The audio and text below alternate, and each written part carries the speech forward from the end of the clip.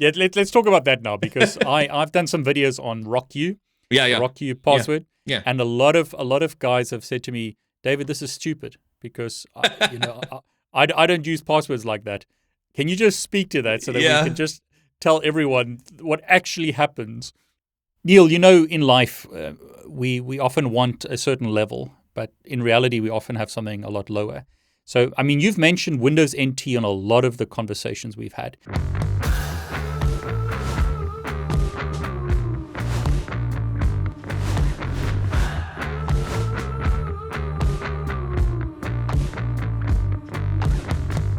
Neal, do you have any more crazy examples, like in 2021, where companies are still doing like the most ridiculous stuff, like running Windows NT, and it will cost them a lot of money? Or you've got any other good examples? Oh gosh, oh my gosh. There's, I think you call them crazy examples, and I look at them as just invariable truths inside of a big company. I don't think people realize that one of the fights that I've still seen fought, and I've got two really good examples of this, is in the senior most leaderships of the company, the CEO, the CFO, general counsel. At a lot of these Fortune brands, you can make the best password policies in the world. You could have 25 characters, upper lowercase, special characters, whatever the case is, and you can apply it to a company that's got 150, 200,000 people in that company. I can guarantee you it's almost an invariable certainty that the CEO has one password, and it's probably 4 characters. I was wondering if you were going to say that. And it's used on all of his devices, and his secretary knows it. I worked for one company. It was a pretty big company. The CEO. This is the type of company that they don't just have one private jet; they have 13 private jets, right? And the CEO legitimately had, and I kid you not, this was less than 5 years ago. The CEO legitimately had a Blackberry, right? Because he believed that the Blackberry Messenger service was more secure than iPhone iMessage. And so he refused to upgrade away from his Blackberry, but that wasn't the best part. The best part was he had 13 Blackberries, one for each private jet. So now you're a security person. You've got a Blackberry that has a 4-digit PIN, right, at best, and it's sitting in a plane across the country, across the world, in a hangar, and you're hoping, you have no idea what the physical security is around that plane, hoping that nobody can get access to the CEO's Blackberry, right? So again, it's one of those things. And if someone got that BlackBerry and put the PIN in, they'd have access to everything. Is that right? They'd have access. Yeah. I mean, think about the CEO. What does he know? He knows all the mergers and acquisitions, right? He knows all the financial data that's going to go for the Wall Street reporting, right? They've got all this stuff that they are privy to because they're the CEO of the company. All this strategic advantage stuff. You get a BlackBerry that's got a 4-digit PIN, right, that's on the other side of the globe, that you have no idea how it's being physically secured, and you wonder what's going on there, right? And I mean, I think we need to emphasize it. I mean, especially like with the GameStop example. That's a good example in like recent times. Yeah. Of like how people can make huge money in the swings of stock prices or announcements.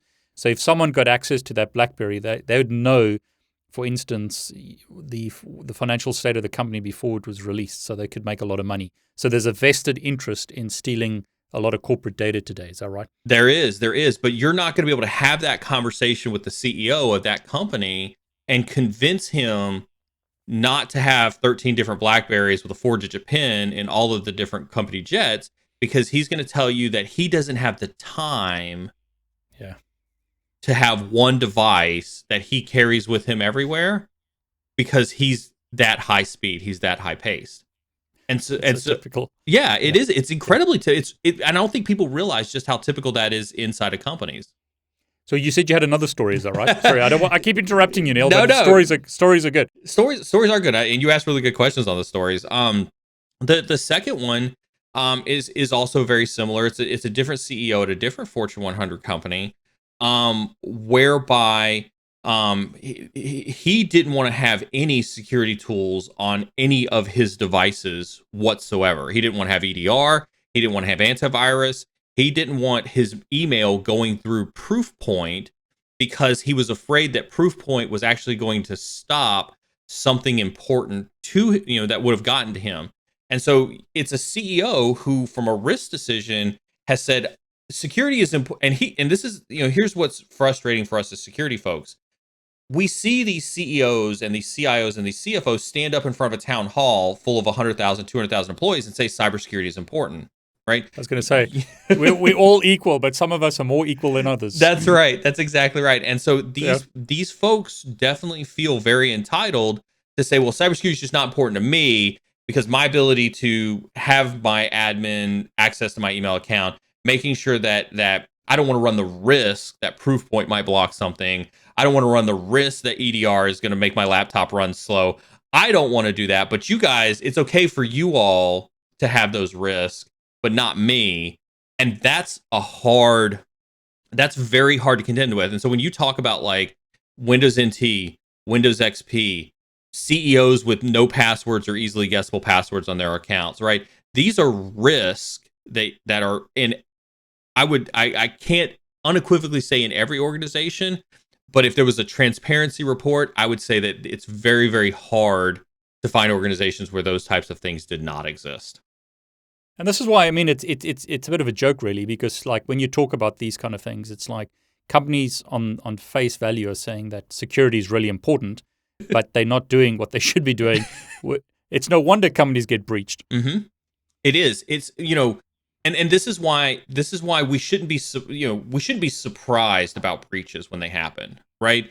And I don't know if we've talked about this before, David, but it's a running joke on the stream and with some of my guests that I have come on, right? Where we license kids in the US that they can't start learning how to drive until they're 15. They can't actually drive a car by themselves until they're 16. And think about a car. It's 3,500 pounds, right? I don't know what that is in metric, but it's a lot, right? Yep. And they're going on highways at 60, 70, 80 miles per hour, and with the advent of technology, they're texting and driving, right? But we make them wait 16 years, before we think that they're responsible enough to go behind a wheel. We give them an iPhone or an iPad at 4 or 5. Yep. And we think that they're mature enough and responsible enough to navigate the internet at 4 or 5. And those are the people who grow up with their no passwords, their no pins on their devices and things like that, and say, well, I've been doing this my entire life. There's no reason why I need to have a password on my iPhone or my iPad. There's no reason why I need to pay attention to cybersecurity. And I don't think that we talk about cybersecurity in that terms throughout people's life cycle. The amount of Facebook accounts that you see getting hacked, the fact of people's Instagram accounts getting hacked day in and day out, right? Because they have password 123, right? Yeah, let's talk about that now, because I've done some videos on Rockyou. Rockyou password. Yeah. And a lot of guys have said to me, David, this is stupid because I don't use passwords like that. Can you just speak to that so that we can just tell everyone what actually happens? I don't see how you could listen to this. And it sounds like we've spent the last however long this video ends up being bashing the poor security posture of companies. But Rockyou is still very valuable. There's a reason why people think about this practically from a red team perspective. Your quickest win is Rockyou. If you throw Rockyou and some hashes that you pull from Responder, or that you get from a SQL dump or something like that through Rockyou, you're going to know right then if it's immediately guessable. And those passwords still exist out there. You can go look at, there are charts out there that talk about the top 10 passwords every year.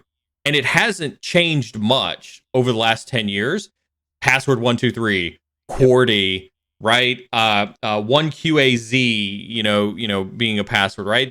Those passwords, 1, 2, 3, 4, 5. I run a series of honeypots, and we do the YouTube's only cyber threat intelligence threat map. And I have a tag cloud for my honeypots that talks about the most frequently used brute forced passwords against my honeypot network.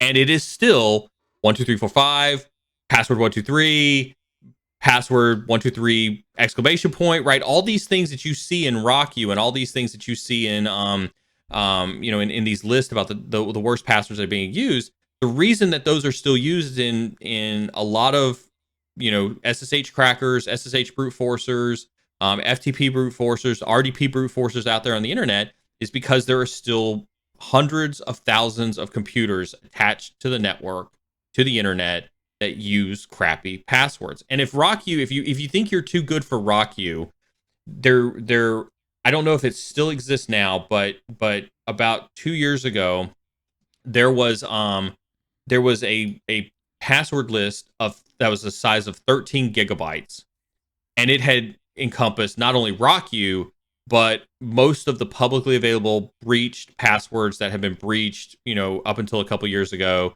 stuff that was being sold on the dark net, et cetera, et cetera, et cetera, and it ended up being 13 gigabytes in size. That password list I have run in Hashcat, and had probably a 75 to 80% chance in most Fortune 1000 companies that in pen tests that I've done with it being successful.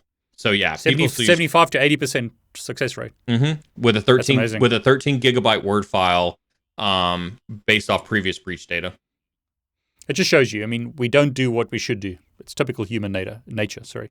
Yeah, and this gets back to how do you make that risk decision as to where do you put your time and money and effort into? Because you can scream all day about those two CVS S10s. You'll be lucky to get one. And even for as much energy as you put into that one, that's probably not how you're going to get breached.